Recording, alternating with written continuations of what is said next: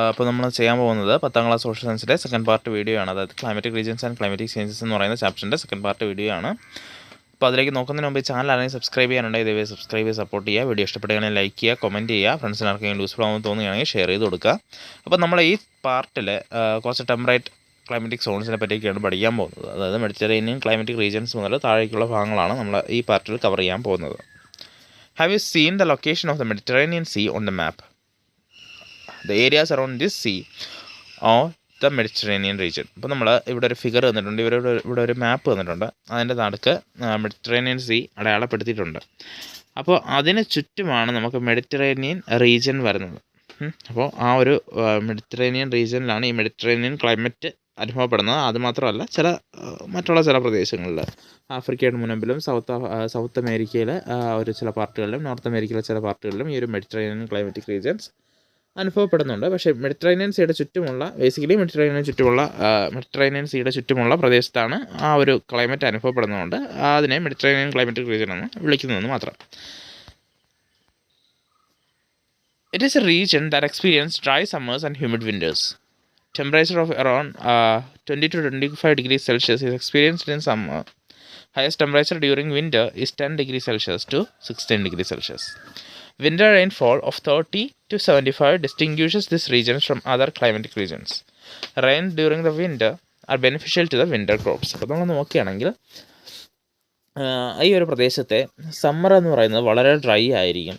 Winter എന്ന് പറയുന്നത് എന്താണ്? വളരെ ഹ്യൂമിഡ് ആയിരിക്കും. അങ്ങനെയുള്ള ഒരു പ്രദേശമാണ് നമ്മുടെ മെഡിറ്ററേനിയൻ ക്ലൈമറ്റ് റീജിയൻ അനുഭവപ്പെടുന്ന പ്രദേശം.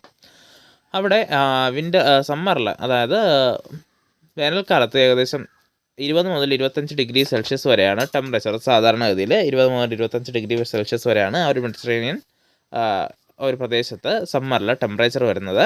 വിൻ്ററിലേക്കാവുമ്പോൾ 10 മുതൽ 16 ഡിഗ്രി സെൽഷ്യസ് വരെയാണ്.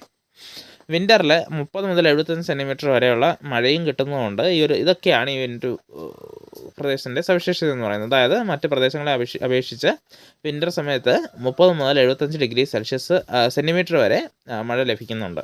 അപ്പോൾ ഈ ഒരു മഴ ലഭിക്കുന്നത് വഴി ആ ഒരു വിൻ്റർ ക്രോപ്സിനൊക്കെ വളരെ ബെനിഫിഷ്യലാണ് നമ്മുടെ ഈ ഒരു പ്രദേശം എന്ന് പറയുന്നത്. Apart from the coast of Mediterranean Sea, some other regions lying between 30 degree and 45 degree latitudes also experience the same climate. All these regions are collectively known as the Mediterranean climatic regions. അപ്പോൾ Mediterranean സീയുടെ ചുറ്റുമുള്ള പ്രദേശത്തിനും പുറമേ 35 ഡിഗ്രിക്കും 45 ഡിഗ്രിക്കും ഇടയിൽ ചില പ്രദേശങ്ങൾ കൂടി ഇതേ climate കിട്ടുന്നുണ്ട്. നമ്മൾ നേരത്തെ പറഞ്ഞതുപോലെ ആഫ്രിക്കയുടെ ആ ഒരു മുനമ്പിൻ്റെ ആ ഒരു വശം, സൗത്ത് അമേരിക്കയിലെ ചില പാർട്ട്, നോർത്ത് അമേരിക്കയിലെ ചില പാർട്ട്, ഇവിടെയൊക്കെ ഈ ഒരു ക്ലൈമാറ്റിക് റീജിയൻ അനുഭവപ്പെടുന്നുണ്ട്. അതുകൊണ്ട് ആ അനുഭവപ്പെടുന്ന എല്ലാ പ്രദേശങ്ങളിലൂടെ ചേർത്താണ് നമ്മൾ മെഡിറ്ററേനിയൻ ക്ലൈമാറ്റിക് റീജിയൻസ് എന്ന് പറയുന്നത്. Western Allies are responsible for winter rainfall in the Mediterranean Sea. Dense forests are not found due to low rainfall. അപ്പോൾ നമ്മൾ നോക്കുകയാണെങ്കിൽ ഈ ഇവിടെ വിൻ്റർ റെയിൻഫോൾ ഉണ്ട്, 35 മുതൽ 70 സെൻറ്റിമീറ്റർ വരെ വിൻ്റർ റെയിൻഫോൾ ഉണ്ടാകുന്നെന്ന് പറഞ്ഞായിരുന്നു. അപ്പോൾ ഒരു വിൻ്റർ റെയിൻഫോളിന് കാരണമായിട്ട് വരുന്നത് വെസ്റ്റർലൈസ് ആണ്. നമ്മൾ കഴിഞ്ഞ പാഠത്തിൽ ഫസ്റ്റ് ചാപ്റ്ററിൽ ഡിസ്കസ് ചെയ്ത് വെസ്റ്റർലൈസ് എന്ന് പറയുന്ന ആ ഒരു തരം കാറ്റാണ് എന്ത് ചെയ്യുന്നത്, ആ ഒരു വിൻ്റർ റെയിൻഫോൾ കൊണ്ടുവരുന്നത്, ആ ഒരു മെഡിറ്ററേനിയൻ റീജിയനിൽ വിൻ്റർ റെയിൻഫോൾ കൊണ്ടുവരുന്നത് അതാണ്. Dense forest are not found due to low rainfall. പക്ഷേ ഒരു ചെറിയ റെയിൻഫോൾ ഉള്ളതുകൊണ്ട് മാത്രം അവിടെ വലിയൊരു കാട് രൂപപ്പെടുന്നില്ല. അതായത് അവിടെ വലിയൊരു റെയിൻഫോൾ ഇല്ല. അതുകൊണ്ട് തന്നെ എന്താണ്, ഒരു ഡെൻസ് ഫോറസ്റ്റ് എന്ന് പറയാൻ പറ്റുന്ന സംഭവങ്ങളൊന്നും അവിടെ രൂപപ്പെടാറില്ല. Tall evergreen trees such as oak and sequoia, evergreen conifers such as pine and fir and shrubs are found here.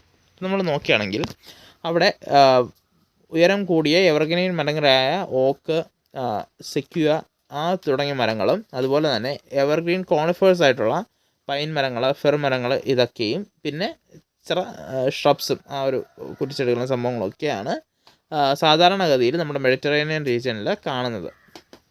Fruits and vegetables are the major producers of this region. Cereals and pulses are also cultivated wherever possible. നമ്മൾ നോക്കുകയാണെങ്കിൽ ഈ ഒരു പ്രദേശത്ത് പ്രധാന produce ചെയ്തെടുക്കുന്ന സംഭവം എന്താണെന്ന് വെച്ചാൽ ഫ്രൂട്ട്സും വെജിറ്റബിൾസും ആണ്. അതുപോലെ തന്നെ ധാന്യങ്ങൾ, സിറിയൽസ്, പൾസസ് അങ്ങനെയുള്ള സംഭവങ്ങളൊക്കെയും കൾട്ടിവേറ്റ് ചെയ്യുന്നുണ്ട്. ഇതൊക്കെയാണ് ആ ഒരു പ്രദേശത്തെ പ്രധാന കൾട്ടിവേഷൻ എന്ന് പറയുന്നത്. Agricultural practices developed according to the climatic regions and related activities make the Mediterranean region an area of great economic importance.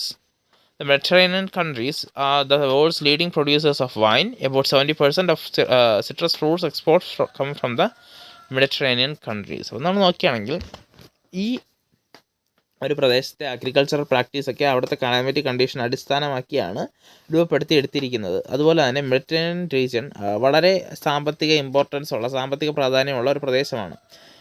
ലോകത്തെ ഏകദേശം വൈൻ പ്രൊഡക്ഷൻ്റെ 70% അല്ലെങ്കിൽ വൈൻ പ്രൊഡക്ഷൻ ഒരു ഏറിയ പങ്കും പ്രൊഡ്യൂസ് ചെയ്യുന്നത് Mediterranean കൺട്രീസാണ്.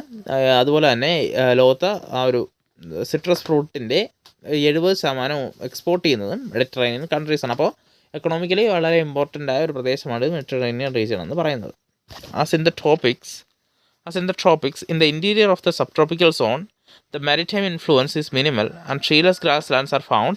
These are the temperate grassland. അതുപോലെ Tropics, അപ്പോൾ നമ്മൾ ട്രോപ്പിക്സിലേക്ക് ചെല്ലുമ്പോൾ, അതിൻ്റെ ഇൻറ്റീരിയർ പ്രദേശങ്ങളിലേക്ക് ചെല്ലുമ്പോൾ അല്ലെങ്കിൽ സബ് ട്രോപ്പിക്കൽ സോൺസിലേക്ക് ചെല്ലുമ്പോൾ അവിടെ ഈ ഒരു മാരിടൈം ഇൻഫ്ലുവൻസ് അല്ലെങ്കിൽ കടലിൻ്റെ ഇൻഫ്ലുവൻസ് കുറവായതുകൊണ്ട്, അല്ലെങ്കിൽ കടലിൻ്റെ പ്രസൻസ് കുറവായതുകൊണ്ട് അവിടെ കുറച്ച് മരങ്ങൾ അല്ലെങ്കിൽ ട്രീലെസ് ഗ്രാസ് ലാൻഡ്സ് ആണ് കാണുന്നത്. അതായത് ഇങ്ങനെ പുൽമേടുകളാണ് കാണുന്നത്, മരങ്ങളില്ലാത്ത പുൽമേടുകളാണ് കാണുന്നത്. ഇതിനെയാണ് നമ്മൾ ടെമ്പറേറ്റ് ഗ്രാസ് ലാൻഡ്സ് എന്ന് പറയുന്നത്. അപ്പോൾ നമ്മുടെ ടെമ്പറേറ്റ് ഗ്രാസ് ലാൻഡ്സ് കാണുന്ന സ്ഥലങ്ങളാണ് നമ്മൾ ഇവിടെ ഒരു മാപ്പിൽ അടയാളപ്പെടുത്തിയിരിക്കുന്നത്. ഏഷ്യയിലെയും യൂറോപ്പിലെയും സൈഡിലുമായിട്ട് ചെറിയ പാർട്ട്, ഓസ്ട്രേലിയയിൽ, ആഫ്രിക്കയിൽ, സൗത്ത് അമേരിക്കയിലെ പാമ്പാസ്, നോർത്ത് അമേരിക്കയിലെ പ്രൈറീസ്, പിന്നെ ആ ഒരു പേരുകളൊക്കെ കൊടുത്തിട്ടുണ്ട്. അതൊക്കെയാണ് ഈ ഒരു ടെമ്പറേറ്റ് ഗ്രാസ് ലാൻഡ്സിന് എക്സാമ്പിൾസ് എന്ന് പറയുന്നത്. നമുക്ക് ടെമ്പറേറ്റ് ഗ്രാസ് ലാൻഡ്സിനെ പറ്റി പഠിക്കാം.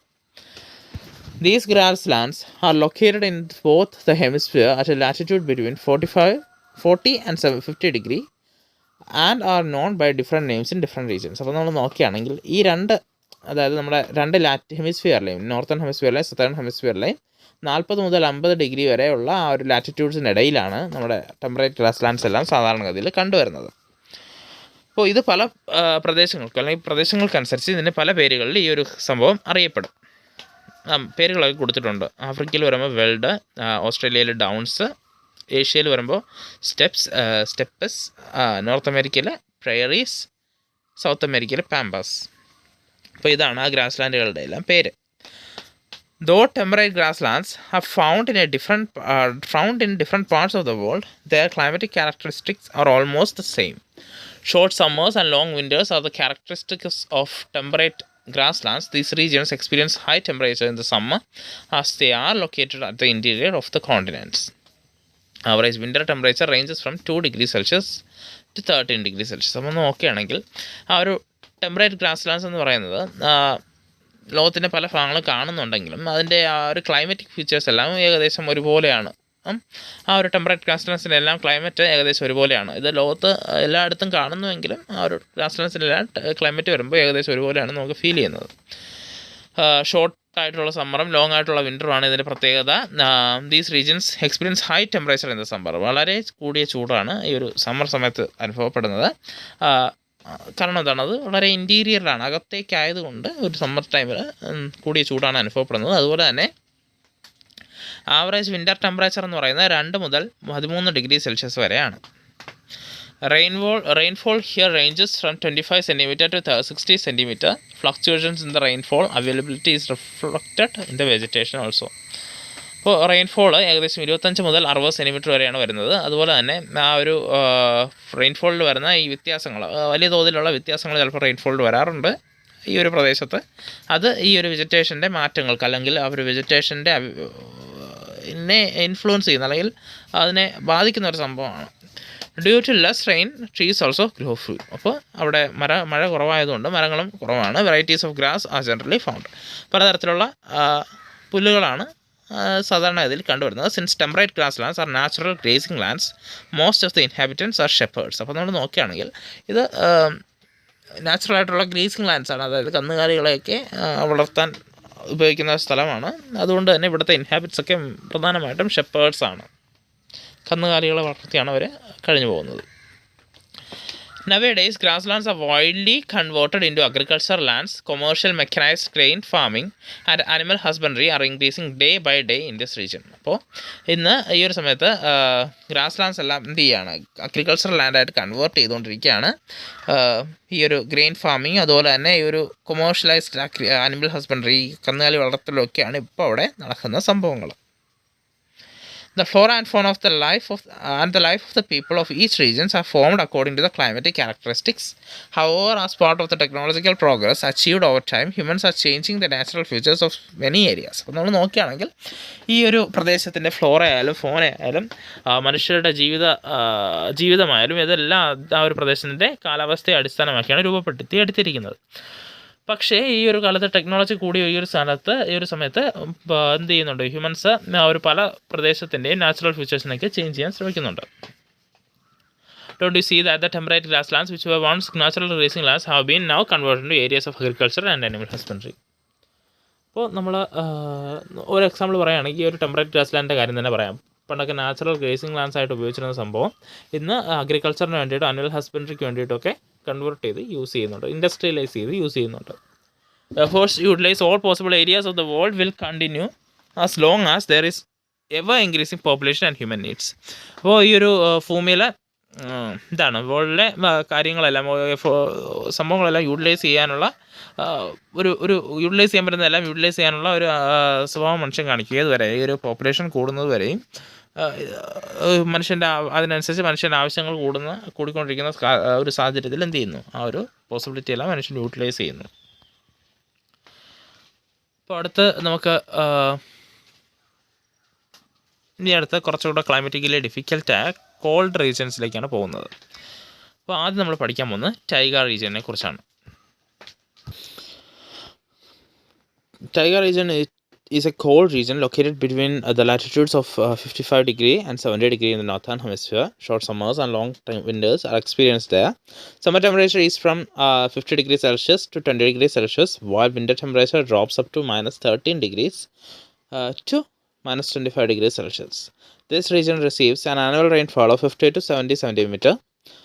In winter, precipitation is in the form of snowfall. അപ്പോൾ നമ്മൾ നോക്കുകയാണെങ്കിൽ എന്താണ്, ഇതൊരു കോൾഡ് റീജിയനാണ്. ഏകദേശം 55 മുതൽ 70 ഡിഗ്രി സെൽഷ്യസ് വരെ ആ ഒരു നോർത്തേൺ ഹെമിസ്ഫിയറിൽ വരുന്ന ആ ഒരു നോർത്തേൺ ഹെമിസ്ഫിയറിൻ്റെ 55 ഡിഗ്രി മുതൽ 70 ഡിഗ്രി വരെ ലാറ്റിറ്റ്യൂഡ്സിനിടയിൽ വരുന്ന ഒരു പാർട്ടാണ് ഈ ഒരു ടൈഗ റീജിയൻ എന്ന് പറയുന്നത്.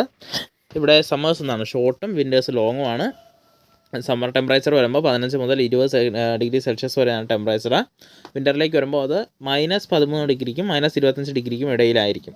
അപ്പോൾ ഈ ഒരു പ്രദേശത്ത് 50 മുതൽ 70 സെൻറ്റിമീറ്റർ വരെ ആനുവൽ റെയിൻഫോൾ കിട്ടുന്നുണ്ട്. അതുമാത്രമല്ല ഇനി പ്രസിപ്പിറ്റേഷൻ വരുന്നത് റെയിൻഫോളിൻ്റെ മറ്റു പ്രദേശങ്ങളിലെ പോലെ റെയിൻഫോളിൻ്റെ രൂപത്തിലല്ല, ഈ ഒരു വിൻ്റർ സമയത്തൊക്കെ അത് സ്നോഫോളിൻ്റെ രൂപത്തിലാണ് ഈ ഒരു പ്രസിപ്പിറ്റേഷൻ വരുന്നത്.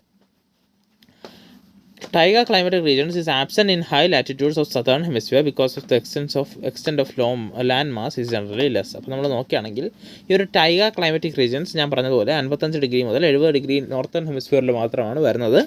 ഈ ഒരു സതേൺ ഹെമിസ്ഫിയറിലില്ല. കാരണം എന്താണ്, അവിടെ ലാൻഡ് മാസിൻ്റെ അളവ് വളരെ കുറവായതുകൊണ്ടാണ് ആ ഒരു ക്ലൈമാറ്റിക് റീജിയൻ ഇല്ലാത്തത്. This region is dominated by sub-Arctic coniferous evergreen trees. Taiga is a Russian word for coniferous trees. This region is named as Taiga because of the abundance of such coniferous trees. Coniferous trees such as pine, fir and spruce are the main vegetation type. അപ്പോൾ നമ്മൾ നോക്കുകയാണെങ്കിൽ ഈ ഒരു ടൈഗ റീജിയനിൽ ആ ഒരു sub Arctic coniferous evergreen trees ഒക്കെയാണ് dominate ചെയ്തിരിക്കുന്നത്. ആ ടൈഗ എന്ന് പറയുന്നത് ഒരു റഷ്യൻ വാക്കാണ്. അതിൻ്റെ അർത്ഥം തന്നെ കോണിഫറസ് ട്രീസ് എന്നാണ്. അപ്പോൾ അവിടെ പ്രധാനമായിട്ടും ഈ ഒരു കോണിഫറസ് ട്രീസാണ് കാണുന്നത് എന്നുള്ളത് കൊണ്ടാണ് ഈ ഒരു പേര് കിട്ടുന്നത്. പ്രധാനമായിട്ടും അവിടെ കാണുന്നത് പൈൻ, ഫെർ, സ്പ്രൂസ് തുടങ്ങിയ vegetation ടൈപ്സാണ്. Most of the crops cannot be grown in the subarctic climates, hence the climatic cultivation is very less in this region. പ്രധാനപ്പെട്ട അല്ലെങ്കിൽ മിക്ക വിളകളും എന്ത് ചെയ്യാൻ പറ്റില്ല, ആ ഒരു സബാർട്ടിക് റീജിയൻസിൽ നടാൻ പറ്റാത്തതുകൊണ്ട് ഈ ഒരു പ്രദേശത്തെ കൾട്ടിവേഷനൊക്കെ വളരെ കുറവാണ്. Lumbering and wool industry are the main economic activities. Lumbering industry is very popular in the Canadian taiga region. അപ്പോൾ ഈ ഒരു പ്രദേശത്തെ പ്രധാനപ്പെട്ട ഒരു എക്കണോമിക് ആക്ടിവിറ്റീസാണ് ലംബറിങ്, അതുപോലെ തന്നെ വൂൾ ഇൻഡസ്ട്രി, ആ ഒരു വൂൾസിൻ്റെയൊക്കെ പ്രൊഡക്ഷൻ. അപ്പോൾ ഈ ഒരു ടൈഗ റീജിയൻസിൻ്റെ ആ ഒരു മാപ്പിൽ കൊടുത്തിട്ടുണ്ട്. ആ ഒരു 55 ഡിഗ്രി മുതൽ 70 ഡിഗ്രി 70 ഡിഗ്രി ലാറ്റിറ്റ്യൂഡ്സിനിടയ്ക്ക് നോർത്തേൺ ഹെമിസ്ഫിയറിൽ അതിനിടയ്ക്കാണ് ഈ ഒരു ടൈഗർ റീജിയൻസിൻ്റെ പ്രസൻസ് വരുന്നത്. As we move from the taiga regions into the polar regions, the height of vegetation decreases and becomes sparse and less in number. Only frigid vegetation such as shrubs and mosses can be found in the regions close to the poles. അപ്പോൾ നമ്മൾ നോക്കുകയാണെങ്കിൽ tiger റീജിയൻസിൽ നിന്ന് polar റീജിയൻസിലേക്ക് പോകുമ്പോൾ ആ വെജിറ്റേഷൻ്റെ height decrease ചെയ്യുകയാണ് and become spares and less in number. അവിടെ vegetation തന്നെ അപൂർവമായിട്ടോ ഇല്ലാതെയൊക്കെ ആവുകയാണ്.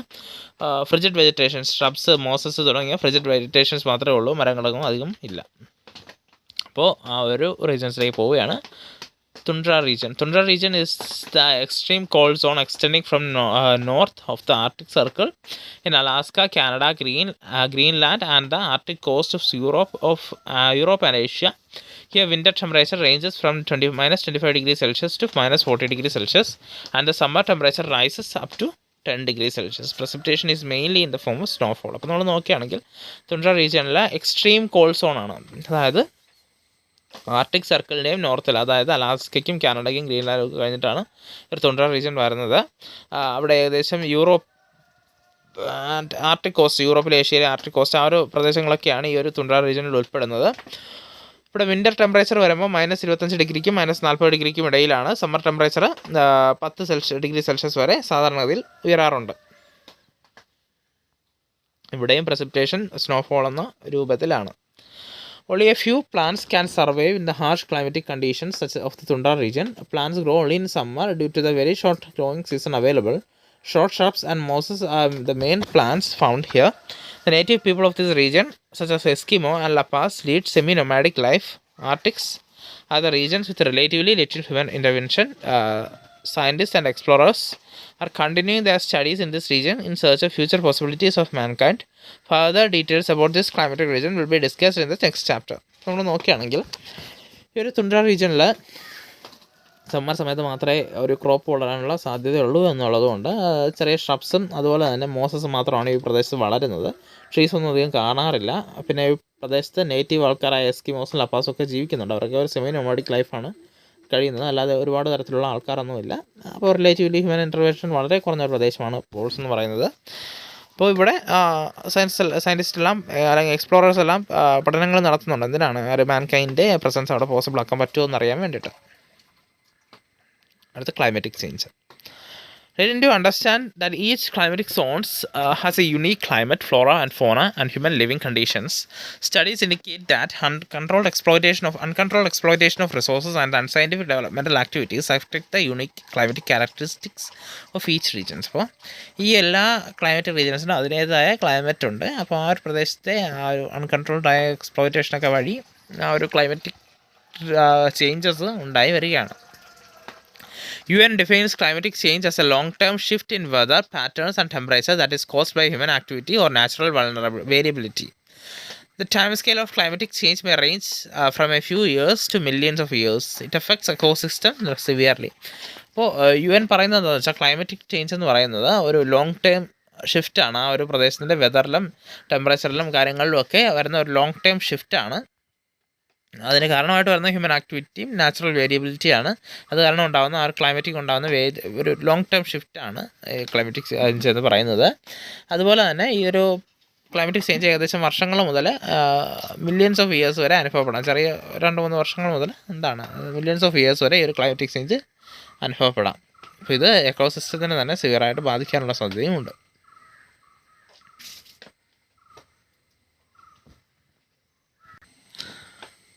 Pictures of two differently held cabinet meetings are given. The first place shows a cabinet meeting held at Mount Everest by Nepal, a country belongs to the Himalayas, which is the highest point of the world. The second picture of a cabinet meeting held under the water by Maldives, an island nation with an average elevation of just 1.5 meters above the mean sea level. അപ്പോൾ ആ ഒരു പ്രദേശത്തിൻ്റെ രണ്ട് പ്രദേശങ്ങളുടെയും ആ ഒരു നമ്മുടെ ആ ഒരു വേൾഡ് തന്നെ വരുന്ന ആ ഒരു മീൻ സീ ലെവൽ എന്നുള്ള വ്യത്യാസമാണ്. ഒരു ആദ്യത്തെ മീറ്റിംഗ് എന്ന് പറയുന്നത് ലോകത്തെ ഏറ്റവും ഉയരം കൂടിയ പോയിന്റുകളിൽ ഒന്നാണ്. മൗണ്ട് എവറസ്റ്റിന് തൊട്ട് താഴെയാണ്. രണ്ടാമത്തെ മീറ്റിംഗ് എന്താണ്, മാൽദീവ്സിലെ ആ ഒരു കടലിനടിയിലാണ്. അപ്പോൾ ഇത് നോക്കുകയാണെങ്കിൽ ആ ഒരു പ്രദേശങ്ങൾ തമ്മിലുള്ള ആ ഒരു ഹൈറ്റിൻ്റെ ഡിഫറൻസ് നമുക്കറിയാൻ പറ്റും.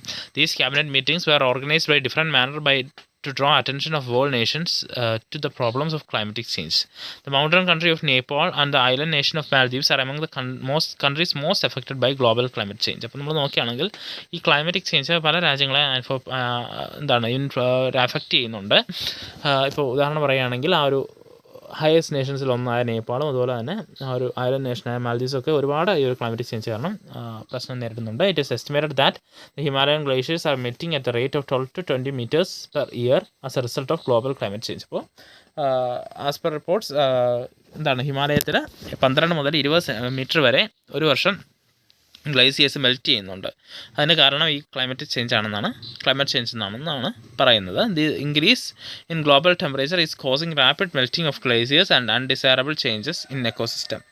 ഈ ഒരു ഗ്ലോബൽ ടെമ്പറേച്ചറിൻ്റെ ആ ഒരു ഇൻക്രീസ് കാരണം ആ ഒരു റാപ്പിഡ് മെൽറ്റിംഗ് ഗ്ലേസിയേഴ്സിൻ്റെയൊക്കെ പെട്ടെന്നുള്ള ഉരുകലും അതുപോലെ തന്നെ അൺഡിസൈറബിൾ ചേഞ്ച് എക്കോസിസ്റ്റത്തിൽ അൺഡിസൈറബിൾ ആയിട്ടുള്ള ചേഞ്ചസും വരുന്നുണ്ട്. If the sea level rises by 2.5 meters, the Maldives will be completely submerged in the sea. Global sea level is estimated to rise 5.42 centimeter per year as a result of climate change. അപ്പോൾ നമ്മൾ നോക്കുകയാണെങ്കിൽ ഇപ്പോൾ ഇനി ഒരു see level ഏകദേശം 2.5 metre കൂടെ ഉയർന്നു കഴിഞ്ഞാൽ എന്ത് ചെയ്യും? മാൽദീവ്സ് കടലിനടിയിലാകും. ഇപ്പോൾ ഗ്ലോബൽ സീ ലെവൽ ഏകദേശം 0.42 സെൻറ്റിമീറ്റർ വെച്ച് എവറി ഇയർ ഉയരുന്നുണ്ടെന്ന് ആണ് കണക്ക്. Having you understood that climate change is the long-term shift in elements of climate, which are these elements: atmospheric temperature, pressure, winds, precipitation and humidity are the elements of climate. അപ്പോൾ നമ്മൾ പറഞ്ഞതുപോലെ climate change എന്താണ്? Long term shift in elements of climate എന്നാണ് നമ്മൾ പറഞ്ഞത്. അപ്പോൾ അതിനകത്ത് elements ആയിട്ട് വരുന്നത് അറ്റ്മോസ്ഫിയറിക് ടെമ്പറേച്ചർ, ചിലപ്പോൾ അറ്റ്മോസ്ഫിയറിക് ടെമ്പറേച്ചറിൽ മാറ്റമാവാം, പ്രഷറിലെ മാറ്റമാവാം, വിൻസിലെ മാറ്റമാവാം, പ്രസിപ്പിറ്റേഷൻ, ഹ്യൂമിഡിറ്റി ഇതിലൊക്കെ ഉള്ള മാറ്റങ്ങളായിട്ട് മാറാം. Climatic change results in the shift in quantity, distribution pattern and seasonal pattern of these elements. It may affect a specific region or the whole world. അപ്പോൾ climate change എന്ന് പറയുമ്പോൾ അതിൻ്റെ ആ ഒരു ക്വാണ്ടിറ്റി അല്ലെങ്കിൽ ആ ഒരു ഡിസ്ട്രിബ്യൂഷൻ പാറ്റേൺ അല്ലെങ്കിൽ ആ ഒരു സീസണിൻ്റെ ഒക്കെ ആ പാറ്റേൺ അതിനെയൊക്കെ അഫക്റ്റ് ചെയ്യാം. ഇത് ചിലപ്പോൾ ഒരു പർട്ടിക്കുലർ റീജിയനെ മാത്രമായിട്ട് അഫക്റ്റ് ചെയ്യാം, അല്ലെങ്കിൽ വേൾഡിനെ ആസ് എ ഹോൾ അതും അഫക്റ്റ് ചെയ്യാം. Earth's climate has not always been the same. Climate has undergone cyclic changes throughout the Earth's history. Ice ages and interglacial periods are examples of Earth's natural climate change. Along with the natural climate change, human intervention also causes change in the world climate. Therefore, climate change can be classified into two categories as natural and anthropogenic. അപ്പോൾ എർത്തിൻ്റെ കാലാവസ്ഥ എല്ലാ കാലത്തും ഒരുപോലെ ഒന്നും അല്ലായിരുന്നു. കാരണം പല cyclic ചേഞ്ചസിലൂടെ കടന്നു പോയിട്ടുണ്ടായിരുന്നു. അപ്പോൾ എർത്ത് ഹിസ്റ്ററി ഐസ് ഏജസിലൂടെയും ഇൻ്റർഗ്ലേഷ്യൽ പീരീഡിലൂടെയൊക്കെ കടന്നു പോയിട്ടുണ്ടായിരുന്നു. അപ്പോൾ അതിനുശേഷമൊക്കെയാണ് ഇന്നത്തെ ക്ലൈമറ്റിലേക്ക് എത്തിയത്. അപ്പോൾ നാച്ചുറൽ ക്ലൈമറ്റിക് ചേഞ്ചിനോടൊപ്പം ഹ്യൂമൻ ഇൻ്റർവെൻഷൻ വഴി ഉണ്ടാകുന്ന ക്ലൈമറ്റിക് ചേഞ്ചസും ആ ഒരു വേൾഡിനെ അഫക്റ്റ് ചെയ്യുന്നുണ്ട്. അപ്പോൾ നമുക്ക് ആ ഒരു ക്ലൈമറ്റ് ചേഞ്ച് അതിൻ്റെ അടിസ്ഥാനത്തിൽ രണ്ടായിട്ട് തിരിക്കാം. ഒന്ന് നാച്ചുറൽ എന്നും ആന്ത്രോപോജനിക് എന്നും, അതെങ്കിൽ ഹ്യൂമൻ ഇൻ്റർവെൻഷൻ കാരണം ഉണ്ടാകുന്ന ഒരു ക്ലൈമറ്റ് ചേഞ്ച് എന്നും. Natural climate change result from endogenic earth processes cannot be controlled by human efforts. Climate change affects natural and human life in various ways. Human interventions more often aggravate climate change. Climate change does not affect just one region alone, but it creates multifaceted implication globally. അപ്പോൾ നമ്മൾ നോക്കുകയാണെങ്കിൽ ആ ഒരു natural climate ചേഞ്ചിനെ നമുക്കധികം human efforts വഴിയൊന്നും control ചെയ്യാൻ പറ്റത്തില്ല. അത് ഒരു ക്ലൈമറ്റ് ചേഞ്ച് നേച്ചറിനെയും ഹ്യൂമൻ ലൈഫിനെയും പല വഴിയിൽ അഫക്റ്റ് ചെയ്യുന്നുണ്ട്. അതുപോലെ തന്നെ ഹ്യൂമൻ ഇൻ്റർവെൻഷനും ക്ലൈമറ്റ് ചേഞ്ചിനെ അഗ്രവേറ്റ് ചെയ്യുന്ന ഒരു ഘടകമാണ്.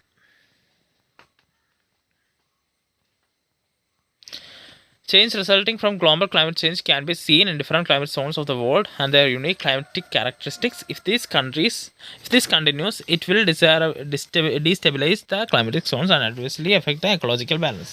അപ്പോൾ ഒരു ഗ്ലോബൽ ചേഞ്ച് വഴി ഗ്ലോബൽ ക്ലൈമറ്റിക് സോൺസിനെ എല്ലാം ഇത് അഫക്റ്റ് ചെയ്യുന്നുണ്ട്. അപ്പോൾ ഇതിനെയും കണ്ടിന്യൂ ചെയ്യുകയാണെങ്കിൽ എന്ത് ചെയ്യും? ആ ഒരു ക്ലൈമറ്റ് സോൺസിനെ ഡീസ്റ്റബിലൈസ് ചെയ്യും, ആ എക്കോളജിക്കൽ ബാലൻസിനെ തന്നെ അഫക്റ്റ് ചെയ്യുകയും ചെയ്യും. Activities such as industrialization, land use change and urbanization are some of the human interventions that lead to the climate change. International initiatives to protect climate and environment have begun ever since it is noted that their activation may harmfully affect the climate and environment. നമ്മൾ നോക്കുകയാണെങ്കിൽ ആ ഒരു industrialisation അല്ലെങ്കിൽ land land use change, അതുപോലെ urbanisation, ഇതൊക്കെ human intervention ആണെന്ന് പറയാം. ഇപ്പോൾ ഇൻ്റർനാഷണൽ ഇനിഷ്യേറ്റീവ്സ് ഒക്കെ എടുക്കുന്നുണ്ട്, അല്ലെങ്കിൽ എൻവയോൺമെൻറ്റിനെ പ്രൊട്ടക്ട് ചെയ്യാനായിട്ടും അല്ലെങ്കിൽ ക്ലൈമറ്റ് ചേഞ്ച് ഒക്കെ കുറയ്ക്കാനായിട്ടൊക്കെയുള്ള എന്താണ് ഇൻ്റർവെൻഷൻ, ആ ഒരു എഫേർട്സ് ഒക്കെ നടക്കുന്നുണ്ട്. അപ്പോൾ നമ്മൾ ഇൻ്റർനാഷണൽ ഇനിഷ്യേറ്റീവ്സും അത് നടന്ന ഇയറും അത് നടന്ന സ്ഥലവും അതിൻ്റെ ഇൻ്റർവെൻഷൻസുമാണ് നമ്മൾ പഠിക്കാൻ പോകുന്നത്. ആദ്യത്തേത് establishment of world metrological organisation 1950 ജനീവയിൽ നടന്ന സംഭവത്തിലാണ് ഉരുത്തിരിഞ്ഞ് വരുന്നത്. Organisers world climatic conferences. അപ്പോൾ എന്താണ് അത് എന്ത് ചെയ്യുന്നുണ്ട്, വേൾഡ് ക്ലൈമറ്റിക് ആയിട്ട് ബന്ധപ്പെട്ട് കോൺഫറൻസസ് ഓർഗനൈസ് ചെയ്യുന്നുണ്ട്. അടുത്ത സ്റ്റോക്ക്ഹോം കോൺഫറൻസ് 1972 സ്റ്റോക്ക്ഹോമിലായിരുന്നു. Environmental conservation and development. അടുത്ത summit 1992 Rio de Janeiro. Prepared UN agenda 21 to promote environmental friendly development. അപ്പോൾ ഇതൊക്കെ ആ ഒരു ഓർഗനൈസേഷൻസും അവരുടെ എഫേർട്ടും അവർ അത് എടുത്ത സ്ഥലങ്ങളുമൊക്കെയാണ് പറയുന്നത്. ക്യോട്ടോ പ്രോട്ടോക്കോൾ 1997 ക്യോട്ടോയിലായിരുന്നു. Reduce the amount of greenhouse gases in the അറ്റ്മോസ്ഫിയറിലെ ഗ്രീൻ ഹൗസ് ഗ്യാസസിൻ്റെ ഒരു അളവ് കുറയ്ക്കുക എന്നുള്ള ലക്ഷ്യത്തോടു കൂടിയാണ് ക്യോട്ടോ പ്രോട്ടോക്കോൾ എന്ന് പറയുന്ന സംഭവം വന്നത്. അടുത്ത മോൺട്രിയൽ പ്രോട്ടോക്കോൾ 1987 മോൺട്രിയലിലായിരുന്നു. Reduce the production and consumption of ozone depleting substances. അടുത്ത പാരീസ് അഗ്രിമെൻറ്റ് 2015 പാരീസിൽ റെഡ്യൂസ് ഗ്ലോബൽ വാർമിംഗ്, അതൊക്കെയായിരുന്നു അതിൻ്റെ ലക്ഷ്യങ്ങൾ. ക്ലൈമറ്റ് ചേഞ്ചിനെയൊക്കെ കൺട്രോൾ ചെയ്യുക എന്നൊക്കെയുള്ളതായിരുന്നു ലക്ഷ്യം. G20 submit 2021 New Delhi. One earth one family one future, green development, climate finance and overall development എന്നുണ്ടായിരുന്നു. അതായിരുന്നു അതിൻ്റെ last ഇൻ്റർവെൻഷനായിട്ട് വന്നിരുന്നത്. Climate change cannot be completely prevented, but human intervention that induces climate change can be controlled. Organize a discussion in the class on the changes. ഇപ്പോൾ നമ്മൾ നോക്കുകയാണെങ്കിൽ എന്താണ് climate change എന്ന് പറയുന്നത് കൺട്രോൾ ചെയ്യാൻ അല്ലെങ്കിൽ പ്രിവെൻറ്റ് ചെയ്യാൻ പറ്റാത്തതാണ്, കംപ്ലീറ്റ് ആയിട്ട് പ്രിവെൻറ്റ് ചെയ്യാൻ പറ്റാത്തതാണ്. പക്ഷേ അതിനകത്ത് ഹ്യൂമൻ ഇൻ്റർവെൻഷൻ നമ്മൾ എന്ത് ചെയ്യണം, കൺട്രോൾ ചെയ്യണം. അപ്പോൾ ഇതാണ് നമ്മുടെ ചാപ്റ്ററായിട്ട് വരുന്നത്. ആ ഒരു ക്ലൈമറ്റിക് റീജിയൻസിൻ്റെ വേൾഡ് തന്നെ പലതരത്തിലുള്ള ക്ലൈമറ്റിക് റീജിയൻസും അവ ഇന്ന് നേരിടുന്ന ആ ക്ലൈമറ്റ് ചേഞ്ച് എന്ന് പറയുന്ന പ്രശ്നങ്ങളും അതെങ്ങനെയാണ് നാച്ചുറൽ ആന്ത്രോപ്പജനിക് കൺട്രോൾ ചെയ്യേണ്ട ആവശ്യകതയുമാണ് നമ്മൾ ഈ ചാപ്റ്ററിൽ ഡിസ്കസ് ചെയ്തത്.